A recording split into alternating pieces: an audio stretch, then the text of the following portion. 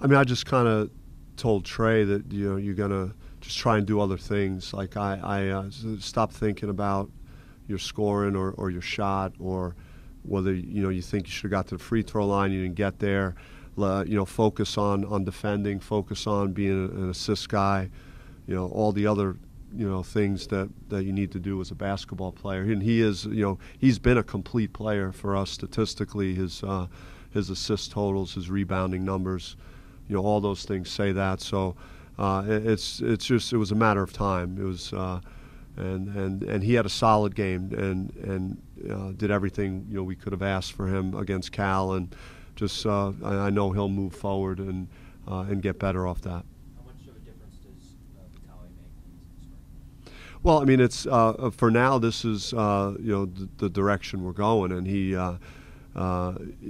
Especially in the Cal game, I thought I anticipated them playing more zone because they had done it a lot versus Arizona, but they ended up going man. But still, he's a threat to make the shots from three, and he plays off our guards very well, and is in the right spot if a defense is helping in the paint. And he made a couple of threes in the game that were big, especially in the second half. It was, because again, Mickey's been so valuable, and I thought back to his Vanderbilt game. He came off the bench. He had 13 rebounds, and he made a lot of impact plays. He had some blocks and nice dunk, and just kind of energized our team coming off the bench. And I think Vitaly had been accustomed to starting, and I thought that he might play a little better in that role, and I knew that Mickey would produce coming off the bench, and his minutes, I mean, were still he had mid-20s in the Cal game, so it didn't really change his minutes. It's just a kind of a gut decision of maneuvering the lineup, and that's not to say that this is the lineup that will stay consistent through the rest of the year. I'm just gonna play this thing game to game.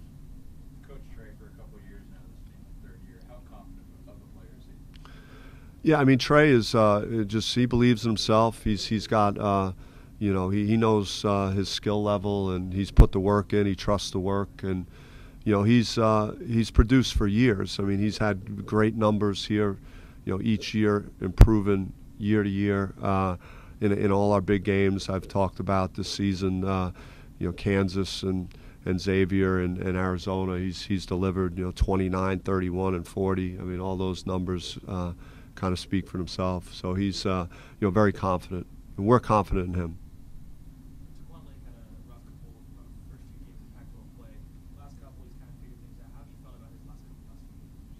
Yeah, I mean, Daquan just does something that we need, and he's unique. He's he's a bouncy athlete that has great timing as a weak side shot blocker, and he goes and gets some very key rebounds for us. I thought his stick back offensive rebound dunk on Remy's missed layup late in the game was a key play for our team, and he's gotten some key defensive rebounds too.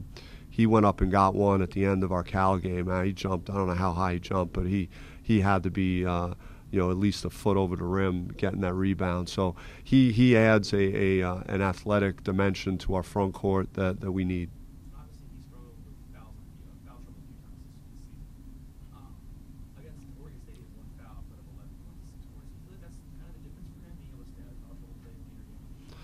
Yeah, I mean, it's been an issue in some of our games with our front court. So we've worked harder in practices about because you want to have a physical practice. You want guys competing and going at each other, but maybe to focus on some of the contact plays and letting those guys know that you can't develop bad habits in practice.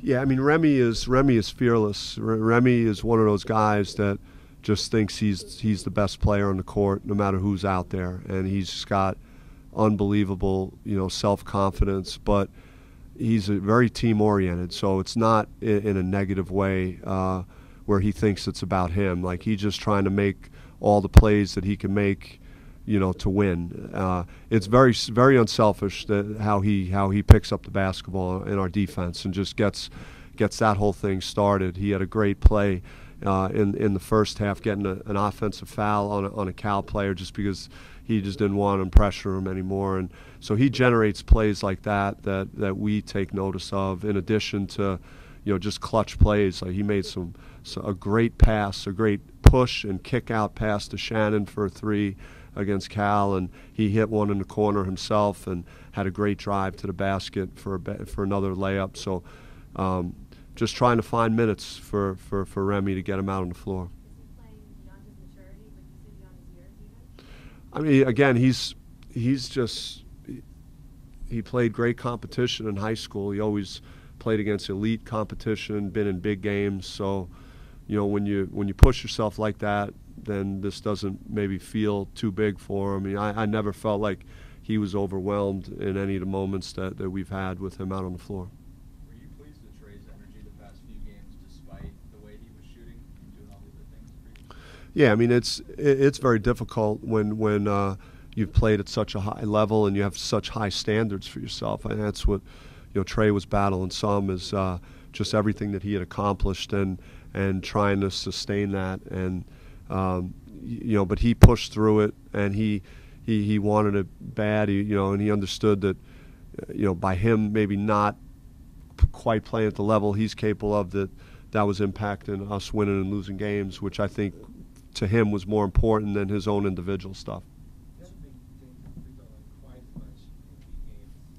But you're still, I think, first in the country. What's really enabled you getting to the line so often this year? It's just, I think the way we attack and the pressure we put on the defense, and our guards are constantly driving the ball in the paint, and teams, whether it's a hand check or a rotating defense that's out of position, and us being able to take advantage of that, or the drop-off passes or the kickouts, and then we're driving again. All the different ways that primarily the guards can attack, and then also going inside the Romello, and Romello has had a track record, especially in the non-conference, getting to the free throw line. He got to the free throw line 14 times at Stanford, which was great. That's kind of more of what he had been doing, and not so much at Cal, but we're hoping that we could take advantage of that. It's an important part of our offense. I think we proved over a period of time that we've been getting fouled just about every game, and then so we've dropped off. We have to continue to do that, and I don't think that we've been taking more threes or something, or becoming a jump shooting team. I think the proportion of our shots that were 3-point shots in a non-conference is very similar to what it is in league play. I mean, that's always something that you have to be a little bit better on the road than normal, just because the crowd, and you may not feel that you get the same calls that you would get on your home court. I mean, that's just kind of what coaches probably feel everywhere, that they get a better officiated whistle on their home floor. You guys have struggled as rebounding, especially defensively in conference play. And against Cal, even though you're matched up against 2 7-footers in Lee and Okoro, you guys were able to out-rebound them by 9. Did you guys do anything differently against Cal? I thought we had a little more size out there, and there was more focus on blocking out and things that we talked about after the Stanford game. We gave up way too many second chance points, especially in the second half, and kind of just all over the guys about rebounding and the importance of that. And yeah, I mean, Mickey was great on the glass. Come off the bench, get 10 rebounds was big, and but really across the board it was good. But Stanford, they came right back, and I think they got a bunch of offensive rebounds against Arizona, and they're pretty big too. So I think Stanford just has unusual size at a lot of positions. They're one of the bigger teams we played against. You mentioned how you don't have a set starting lineup, and you'll kind of do it by who's playing well going into a given game. Do you think Kamani could potentially be a guy that could start?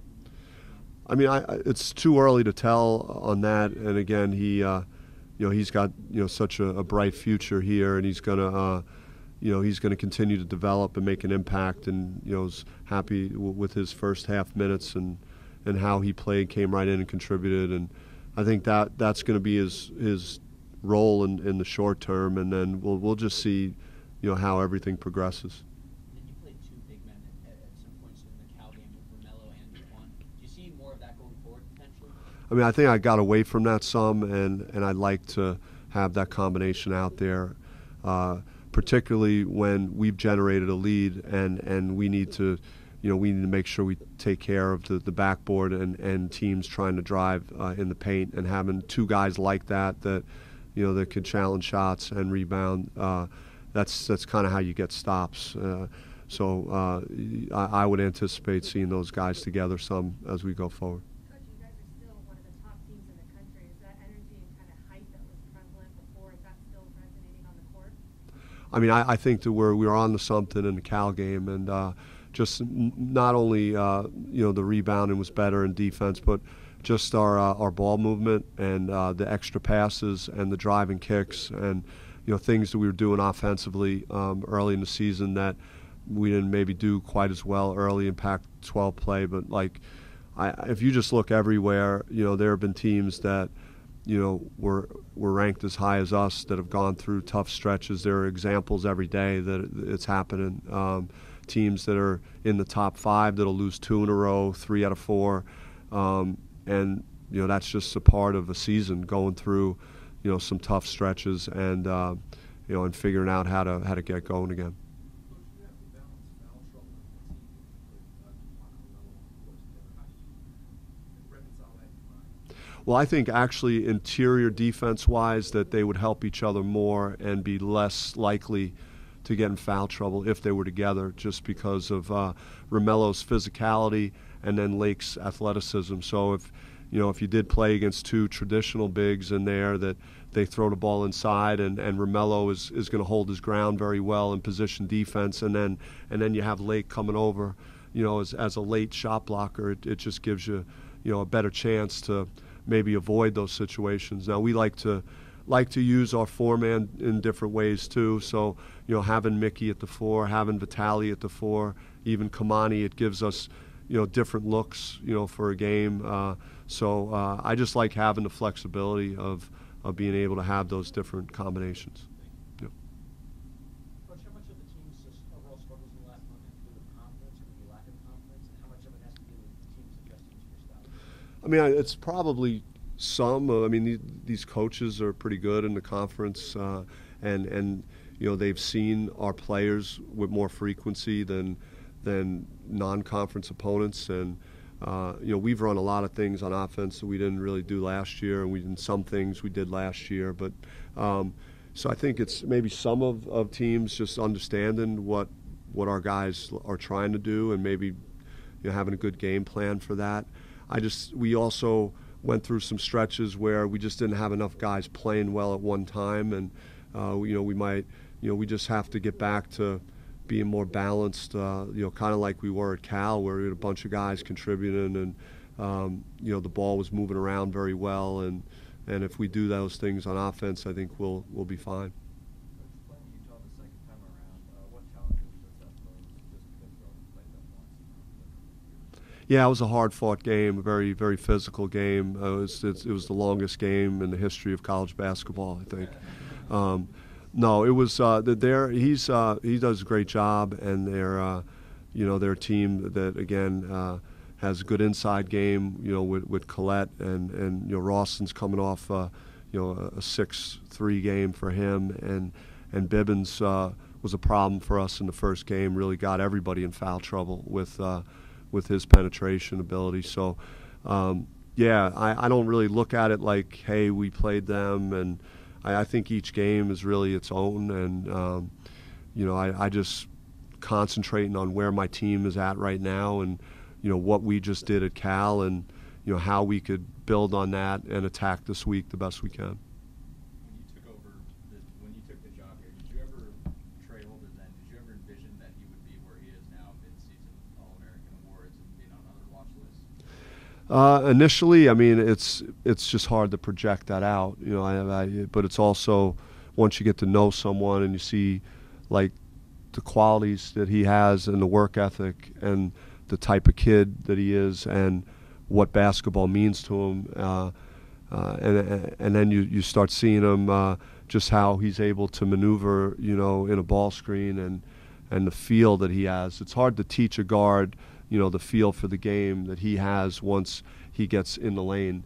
He's not really phased by big bodies being around him or the defense collapsing on him. He's very poised in those situations, and so he's just and then he's just made himself a better shooter. He was he was inconsistent early in his career, and he's put the work in, and he trusts his 3-point shot, and he's become better because he's making defenses honor him well past the 3-point line.